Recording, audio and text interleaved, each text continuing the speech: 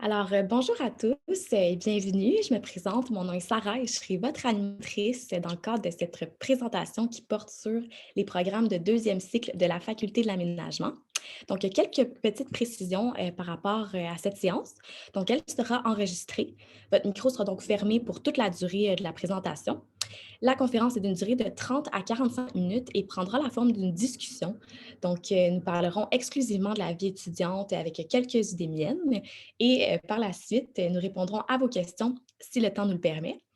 Donc, on vous invite à interagir avec nous et à poser vos questions via la section QR ou Q&A qui se trouve au bas de la fenêtre et nous allons y répondre un peu plus tard dans la séance si le temps nous le permet. Donc, cette conférence sera accessible après sa diffusion sur le site de la mission et du recrutement de l'Université de Montréal. Donc, pour ceux et celles qui ne connaîtraient peut-être pas l'UDM, voici un petit aperçu de ce que c'est.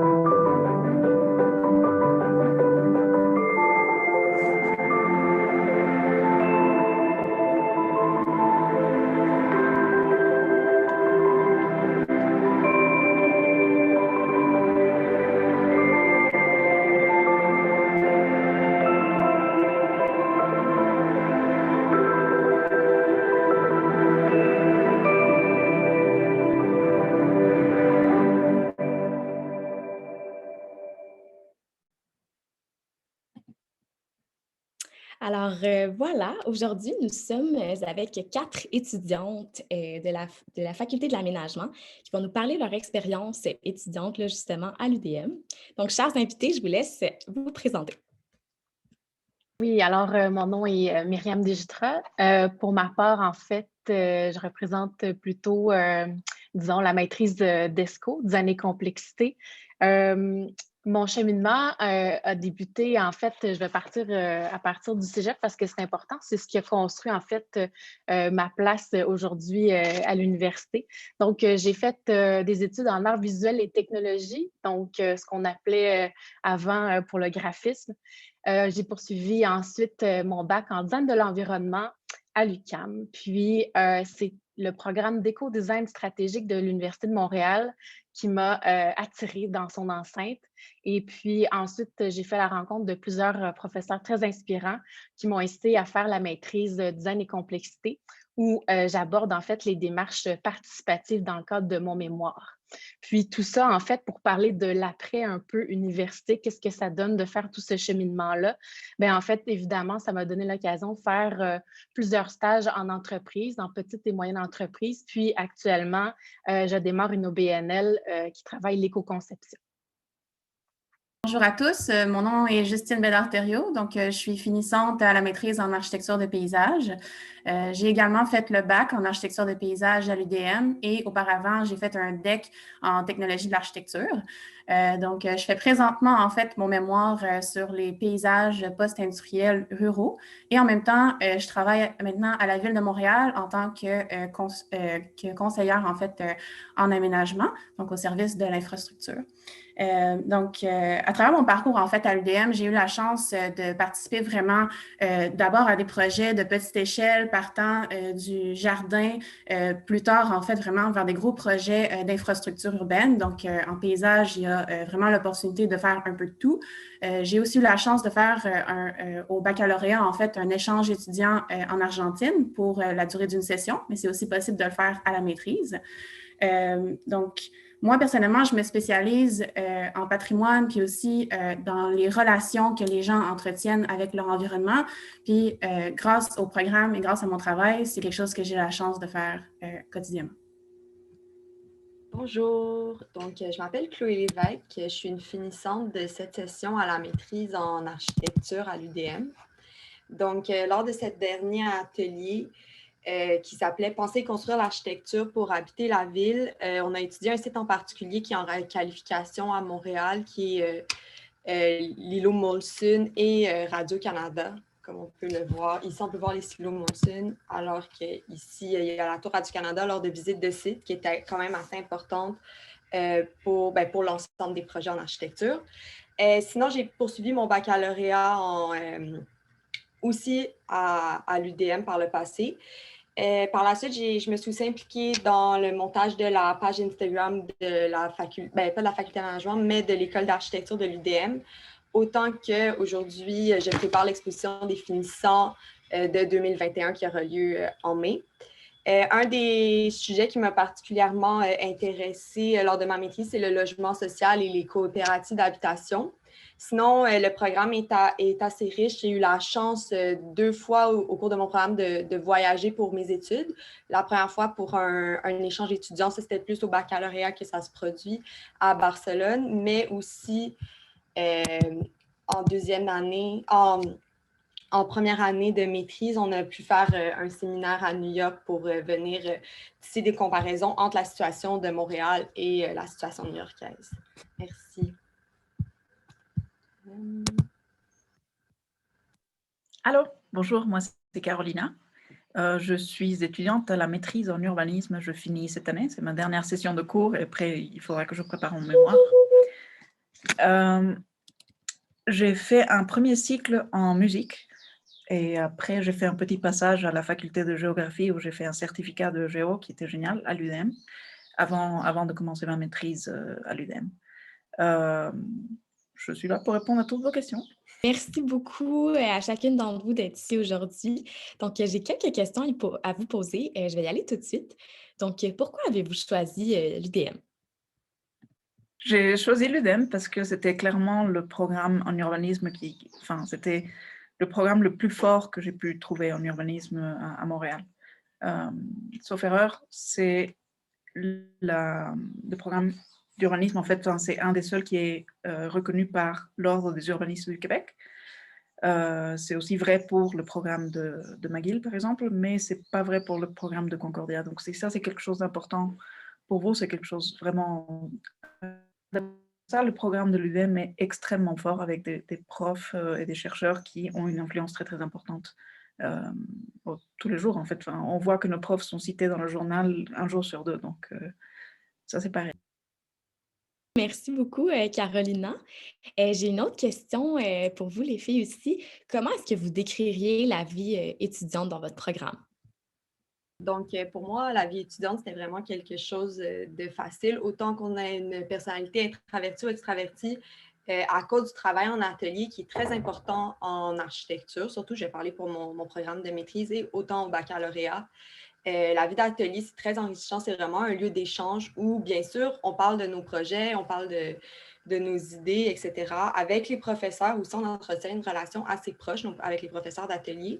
Puis, finalement, dans ces petits groupes-là, qui sont normalement de pas plus que 15 personnes, on devient très proche. Puis, il y a aussi la chance de transposer ça avec des activités hors école. Donc, c'est vraiment une opportunité de tisser des liens avec des gens qui nous ressemblent, puis qui ont des intérêts communs. Puis, pour moi, c'est quelque chose qui m'amenait à vouloir travailler plus, puis à vouloir m'impliquer dans la vie étudiante, justement, parce qu'on connaît de proche les gens que ça affecte. Merci beaucoup, Chloé. Aussi, je suis curieuse de savoir comment ça se passe, l'intégration justement à l'UDM dans vos programmes. Bien, au niveau de l'intégration, en fait, je vais parler en paysage parce que, encore une fois, c'est un programme qui est, surtout à la maîtrise, en fait, très petit. Donc, on est présentement 8 personnes. Puis, c'est quand même intéressant de savoir que sur ces 8 personnes-là, il y a 5 personnes qui n'ont pas fait le bac, donc qui venaient vraiment d'autres horizons. On a des gens qui viennent de géographie, de sciences de l'environnement, même quelqu'un qui a fait un bac en danse. Puis, je dirais que c'est vraiment tous ces horizons-là qui viennent à la rencontre les uns de l'autre. Puis, ça se fait vraiment très facilement. D'ici la fin de la première session, on est tous très proches. Super, merci beaucoup, Justine. J'ai une autre question aussi pour vous. En fait, qu'est-ce que vous pensez de vos formations? Dans le fond, moi, qu'est-ce que j'aime beaucoup de ma formation, c'est que c'est autant on se concentre sur l'architecture, il y avait aussi beaucoup l'idée d'échanger avec d'autres programmes ou les autres. Dans la faculté d'aménagement, il y a justement plusieurs programmes en design industriel, design intérieur, architecture, paysage, urbanisme, comme on a parlé. Puis il y avait, surtout à la maîtrise, il y avait vraiment l'idée de dépasser un peu ce que l'architecture pourrait être, puis de faire les liens avec l'aménagement, de faire des liens avec aussi l'urbanisme. Donc, ça permettait de voir plus grand la ville et avoir une vision plus englobante. Donc, ça, je trouvais que c'était très positif. Puis sinon, en général, c'est quand même assez varié. Donc, il y a des cours autant de construction à la maîtrise, des cours plus théoriques, des cours... Aussi, moi, qu'est-ce que j'aimais beaucoup, c'était justement les séminaires qui nous permettent de plus exprimer notre opinion à voix haute, ce qui peut être très, très important. Alors, au final, je trouve que c'est une formation assez variée, puis qui permet de se créer une sorte de vie. Bien, pour moi, ça m'a permis de me créer vraiment une vision de la ville, puis comment j'aimerais pouvoir, à travers ma pratique en tant qu'architecte, un peu la changer vers le meilleur. OK. Donc, en quelque sorte, c'est un peu ce que tu espérais, donc de ce que je comprends. Oui. Aussi, en fait, je pense que ce que beaucoup de gens aussi doivent se demander, c'est est-ce que vous trouvez que c'est facile ou est-ce que c'est possible, en tout cas, là, de concilier travail et études ou est-ce que c'est un peu plus compliqué pour vous? Dans mon expérience, en fait, j'ai travaillé autant en même temps que le bac qu'à travers la maîtrise. Donc, au bac, je travaillais, disons, jusqu'à 20 heures par semaine. Puis à la maîtrise, c'est environ la même chose. Donc, c'est totalement possible. Puis je trouve que surtout à la maîtrise, vu qu'on a moins de cours en tant que tels, qui sont à des heures fixes, c'est beaucoup plus facile en termes de flexibilité si vous voulez aller travailler à l'atelier un dimanche ou un lundi matin ou même le soir. Je veux dire, il n'y a pas de problème.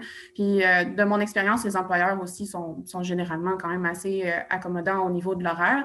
Donc, voilà. J'ajouterais aussi à ce que Justine a dit, c'est sûr, ça c'est mon expérience en design, mais je pense que c'est répandu aussi à travers la faculté de l'aménagement, que c'est vraiment possible aussi d'intégrer des postes d'auxiliaires. Il y a vraiment beaucoup, beaucoup d'opportunités à la faculté. Donc, autant que vous soyez, par exemple, de la première année du bac jusqu'à la 4e année, autant aussi pour les études supérieures à partir du DSS et au travers le doctorat, les occasions de faire de l'auxiliariat, que ce soit en recherche, donc pour supporter les travaux d'autres professeurs et donc faire en sorte que votre sujet de mémoire avance aussi en fonction complémentaire au sujet d'autres professeurs et d'autres chaires de recherche, c'est possible. Il y a aussi de l'auxiliariat technique. Donc ça, en fait, ça va être plus au niveau de l'administration de la faculté. Puis il y a également aussi l'auxiliariat d'enseignement, ce que j'ai eu l'occasion de faire à de nombreuses reprises et que je fais encore et qui m'a permis déjà, sans avoir fini ma maîtrise, de même avoir accès à des postes de chargé de formation pratique, donc d'accompagnement dans les ateliers en design industriel d'étudiants de la première année surtout, puis l'auxiliariat avec toutes les années du bac. Donc, c'est vraiment enrichissant par rapport à ça. Puis également, il y a aussi la possibilité, finalement, c'est quelque chose que moi, j'ai besoin d'aller chercher, mais dans le fond, en étant dans ces programmes-là, surtout si vous habitez seul, ben, c'est possible aussi d'aller chercher des prêts et bourses du gouvernement, entre autres. L'université est très aidante pour ça. Puis aussi, dans le fond, elle offre de nombreuses bourses vraiment accessibles pour supporter vos études. C'est quelque chose qui, moi, en commençant la maîtrise, m'a beaucoup, disons, créé du stress, mais j'ai rapidement vu les possibilités avec ces ressources-là, finalement, de surmonter cette difficulté-là. Donc, je tenais à vous le mentionner parce que ça fait partie intégrante aussi de la vie en tant qu'étudiant à la maîtrise, par exemple. Intéressant. Merci, merci beaucoup, Myriam. J'ai une autre question pour vous par rapport aux cours. Donc, est-ce que les cours sont plus en petits groupes ou plutôt est-ce que c'est des grandes classes? Pour ma part, justement, je pense que c'est un peu comme ça dans tous les programmes de maîtrise à la faculté d'aménagement. C'est des plus petits programmes qu'au bac en général. Et donc, ça donne des cours assez petits. Déjà, comme j'avais mentionné au départ, il y a le cours d'atelier qui est de pas plus de 15 personnes, donc ça permet de tisser des liens. Puis, il y a les plus gros cours avec l'entièreté de la cohorte qui sont davantage les cours théoriques, moins pratiques. Vraiment, la pratique se fait dans l'atelier. Puis, les cours théoriques, là, on est environ, on est toute la cohorte, donc ça tourne autour de 60 personnes pour mon cas. J'imagine que c'est similaire pour les autres programmes selon leur taille. Puis aussi, je pense qu'il y a beaucoup d'étudiants, de futurs étudiants là, qui doivent se poser la question, comment ça se passe pour vous, les études à distance? Comment vous trouvez ça? Est-ce que vous avez des inquiétudes? Est-ce que ça s'est amélioré avec le temps? Est-ce que là, vous êtes plus à l'aise? On aimerait ça savoir. Je peux peut-être donner mon point de vue là-dessus. En fait, j'ai eu l'occasion de vivre l'enseignement à distance de deux façons. Premièrement, de le recevoir, mais aussi de le donner. Donc, dans le cadre du bac en design industriel, par exemple, c'est sûr que quand l'enseignement virtuel a commencé, on n'était pas prêt pour le faire, mais je peux vous assurer que, dans le fond, tout le centre pédagogique universitaire a travaillé vraiment fort tout l'été pour mettre en place, dans le fond, des outils pour les professeurs, les chargés de cours, les chargés d'atelier, pour rendre, en fait, cet enseignement-là beaucoup plus sympathique, facile. Mais il en reste, en fait, que l'important derrière tout ça, c'est d'essayer d'adopter une routine, une hygiène de vie à la limite de vos possibilités aussi. C'est sûr que tout dépendant de où vous vous situez, les possibilités sont réduites, mais c'est possible de passer à travers. Puis aussi, il y a une panoplie d'activités qui est offerte en parascolaire pour, en fait, justement aider surtout à l'enjeu de décrocher de l'écran parce que, évidemment, comme on est confronté à apprendre à travers un écran, c'est difficile, surtout pour des étudiants qui viennent de tous les programmes confondus, assez pratiques, assez manuels. On est habitué de travailler des maquettes, d'avoir de la colle sur les doigts. Donc, c'est difficile de faire le même parcours que comme si on était en atelier, mais c'est possible. Il faut se prévoir un espace à la maison pour faire ça. Puis, en fait, il y a toutes sortes d'accompagnement qui est offert à l'université aussi pour vous aider à mettre en place ces stratégies-là. Mais je peux voir, en fait, juste pour vous dire, avec mes étudiants de première année, ils sont passés à travers. Donc, je pense que toutes les années sont capables aussi. C'est un grand saut de commencer dans un bac qui est souvent, ou une maîtrise qui est souvent différente de ce qu'on a l'habitude de faire, mais c'est surmontable, puis on a mis les outils autour de ça pour le réaliser. Merci Myriam. Je pense que c'est rassurant là, justement pour les futurs étudiants, puis même pour les étudiants actuels. Donc, on voit que l'UDM est bien outillé, puis que les étudiants au final, ils passent au travers, là, même si c'est une période très difficile pour tout le monde. Donc, une autre question que j'ai pour vous aussi, là, je sais que vous ne faites pas toute partie des mêmes programmes et tout, mais comment est-ce que vous qualifieriez vos tâches, vos charges de travail en fait? Oui, donc pour la tâche de travail, c'est sûr que c'est quand même une assez grosse tâche de travail, mais justement, c'est possible d'incorporer des heures de travail comme moi aussi, ça a été mon cas, j'ai été auxiliaire. Donc, c'est totalement possible. Mais sinon, la meilleure manière, c'est sûr que ça devient très personnel à la maîtrise, étant donné que c'est un sujet, c'est un projet final ou encore un mémoire qu'on choisit. Donc, c'est sûr que c'est facile de s'emporter puis de vouloir constamment se dépasser, mais moi, justement, mon meilleur conseil, c'est de se mettre un un horaire précis, puis de tenter de le respecter au meilleur pour justement avoir du temps de repos. Donc, après une certaine heure tous les soirs, peut-être qu'après 7 heures à tous les soirs, il faut se consacrer à d'autres choses que justement ces études. Donc, oui, il y avait beaucoup d'heures consacrées au projet final ou en général à la terminaison de nos études. Mais tout de même, je pense que le plus important, c'est de mettre ses propres limites parce que c'est sûr que les professeurs vont vous encourager, mais si vous leur parlez que vous avez besoin d'un peu plus de temps, qu'en ce moment, c'est une période difficile, surtout avec la COVID, pour ma part, j'ai vraiment eu un bon retour. Par exemple, moi, j'ai perdu à la mi-session l'an dernier tous mes documents sur mon ordinateur. Et j'en ai parlé à mes professeurs, puis vraiment, ils sont conciliants, ils travaillent dans le même domaine que nous. Ils ont fait leur maîtrise aussi, pas en ligne, mais ils peuvent totalement comprendre à quoi on fait face. Donc, pour ma part, si jamais vous trouvez qu'il y a une trop grosse charge de travail, c'est vraiment important d'en parler avec vos professeurs. Si les professeurs ne sont pas réceptifs, je vous conseille d'en parler avec le regroupement étudiant aussi. Donc, il y a c'est assez flexible, c'est possible de justement changer. Puis souvent, ça doit aussi venir de nous de pouvoir lâcher prise face à notre projet. Je pense que c'est bon à savoir là, que les professeurs, justement, sont là pour vous si jamais vous avez besoin de quoi que ce soit. Je ne sais pas, Myriam, si tu voulais ajouter quelque chose.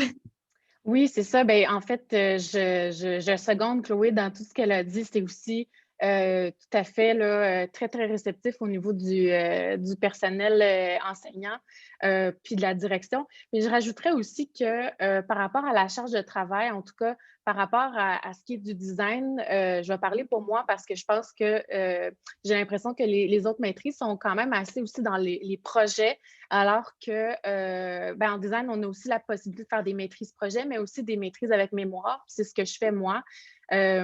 Puis par rapport à ça, en fait, ce qui est important de se poser la question qu'on fasse une maîtrise à projet ou mémoire, c'est aussi de se demander d'abord pourquoi est-ce qu'on fait cette maîtrise-là? Est-ce qu'on la fait dans l'objectif, en fait, d'intégrer le marché du travail ensuite, directement après, ou alors de poursuivre des études. Et ça va influencer complètement votre cheminement à la maîtrise. Ça va influencer également vos ambitions. Et ça va venir, en fait, équilibrer un peu, vous aider à savoir combien de temps mettre là-dessus, puis où mettre votre énergie. C'est quelque chose que ma directrice m'a souvent répété parce que justement, un peu comme Chloé disait, j'avais des très grandes... en fait, j'avais mis la barre très haute pour moi-même pour finalement vaciller entre les deux. Je ne savais plus là, de quel côté je voulais mettre mon énergie. Puis finalement, j'ai fait un choix là-dessus. C'est important de faire ce choix-là pour vous, pour vraiment encadrer là, finalement votre cheminement à travers les maîtrises. Merci beaucoup, Myriam, pour tes précieux conseils. On va passer à une prochaine question. Quel genre de difficultés est-ce que vous rencontrez au cours de votre formation? Pour ma part, ça revenait un peu à ce qu'on vient de parler justement concernant les charges de travail. Peut-être que d'autres personnes vont se retrouver là-dedans. C'est justement l'idée de comme cette perfection du projet, surtout quand on arrive à notre dernier projet ou notre mémoire, de toujours vouloir faire mieux. Puis, mon meilleur conseil, c'est justement de trouver une manière de lâcher prise, de oui, s'investir dans son projet, c'est une super bonne idée, mais de justement, moi, la plus grande difficulté, c'est qu'à certains moments, il faut se détacher de notre projet puis se concentrer. C'est aussi important d'avoir une belle hygiène de vie, de passer du temps avec nos proches, etc. C'est sûr que c'est différent en ce moment, mais il y a des alternatives avec Internet qui fait que c'est possible aussi. Donc, pour moi, c'était vraiment la coalition entre ma vie sociale et ma vie en tant qu'étudiante versus aussi ma vie au travail. Donc, je pense que c'est de trouver la balance entre tout ça qui est le travail d'une vie, c'est sûr, mais qui se reflète aussi dans la maîtrise. Donc, pour moi, c'était ma plus grande difficulté lors de cette dernière année. Parfait. Merci beaucoup, Chloé, du partage. Je ne sais pas si l'une d'entre vous voulait ajouter aussi quoi que ce soit par rapport à votre expérience. Oui, absolument. Je peux parler un peu de mon expérience avec le mémoire. En fait, une grande, je dirais, difficulté ou une surprise pour plusieurs d'entre nous, en fait, c'est qu'on avait choisi des sites, disons, qui ne sont pas très proches de Montréal. Et là, à cause de la COVID, maintenant, quand c'est dans d'autres régions, en fait, on ne peut plus aller les visiter. Donc, comment est-ce qu'on fait un mémoire alors que ton site est 4 heures de Montréal? C'est une grande difficulté, je veux dire, mais on apprend vraiment à utiliser d'autres types d'outils. On devient beaucoup plus créatif. Puis surtout, à la maîtrise, j'aimerais mettre l'emphase sur le fait que les rendus, en fait, les profs sont vraiment ouverts à différents types de rendus. Vous pouvez faire des rendus vidéo, je veux dire, vous pouvez utiliser différents outils. Donc, n'hésitez pas vraiment à mettre votre côté créatif sur les modes de présentation. Puis, ça amène aussi à une pensée différente, je dirais, de votre projet. Donc, voilà. Excellent, merci beaucoup, Justine. J'ai une autre question pour vous. C'est quoi votre plus beau souvenir à l'Université de Montréal? Mon plus beau souvenir, je dirais, en fait, c'est pas seulement un souvenir, c'est plusieurs. En fait, c'est toutes les visites de sites, les visites de terrain qu'on fait, en fait, au sein du programme. C'est quelque chose, évidemment, qui est partagé par les autres programmes en aménagement. Je pense que particulièrement en paysage, c'est vrai, en fait, vu qu'on travaille avec l'extérieur, puis vraiment les ambiances, en fait, vivre c'est quoi l'expérience d'un lieu. Puis je dirais que c'est vraiment génial. Quand je parle à mes amis qui sont allés à l'université ou à la maîtrise, il y en a peu d'entre eux, en fait, s'ils ne sont pas en aménagement, sont toujours surpris quand je leur dis le nombre de journées que je passe sur le terrain à prendre des photos, à dessiner, à vraiment s'imprégner du lieu. Puis ça, je pense que c'est quelque chose de vraiment unique à la faculté de l'aménagement. J'ai une dernière question pour vous et vous pouvez toutes répondre si vous y voyez une réponse. Qu'est-ce qui va le plus vous manquer de l'Université de Montréal une fois que vous serez plus étudiante, en fait? Le plus qui nous manquait, je pense que c'est une idée partagée de tout le monde, c'est quelque chose qui nous manque déjà un peu avec la formule à distance, c'est le fait de pouvoir aller à l'école et d'être dans ce beau bâtiment, enfin dans cette belle ambiance de la faculté de l'aménagement, où c'est un peu dommage, on ne croise pas si facilement des gens des autres programmes, mais c'est quand même une très très belle ambiance et c'est une belle infrastructure où étudier, je trouve. Ça me manque beaucoup. Alors, pour ma part, je pense que ce qui va me manquer énormément, en fait, c'est les relations qu'on développe avec les professeurs et chargés de cours. Il y en a plusieurs qui l'ont dit justement depuis le début de la rencontre. On est souvent dans un petit programme, donc on a accès à des professeurs qui, malgré qu'ils sont très occupés, ont l'occasion de nous fournir du temps d'échange. On a l'occasion d'échanger avec eux, de développer en fait tout un carnet de contacts finalement à l'université, de rencontrer des nouveaux talents aussi, que ce soit à travers des nouveaux étudiants qui commencent, mais d'autres aussi qui terminent.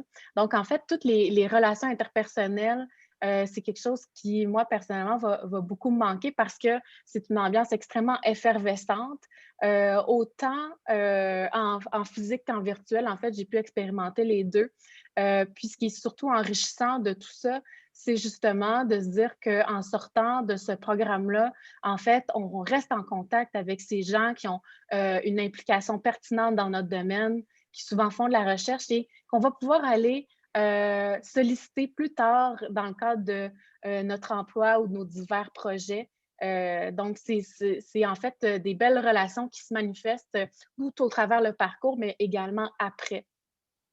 Merci beaucoup du partage, Myriam. Là. C'est beau de voir que chacune d'entre vous a vraiment trouvé en fait ce qu'elle voulait faire puis qu'elle a aimé aussi étudier et faire ses travaux là, à l'Université de Montréal. C'est super intéressant là, à écouter. Donc, je vois que dans la section QR, on a reçu énormément de questions puis on vous a aussi répondu beaucoup par écrit.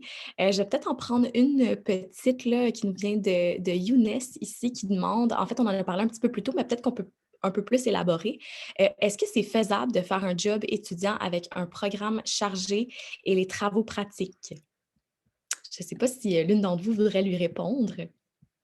Comme on l'a mentionné avec Justine et Myriam, je pense que les trois, on a plus travaillé. Donc oui, c'est faisable, on en est la preuve même.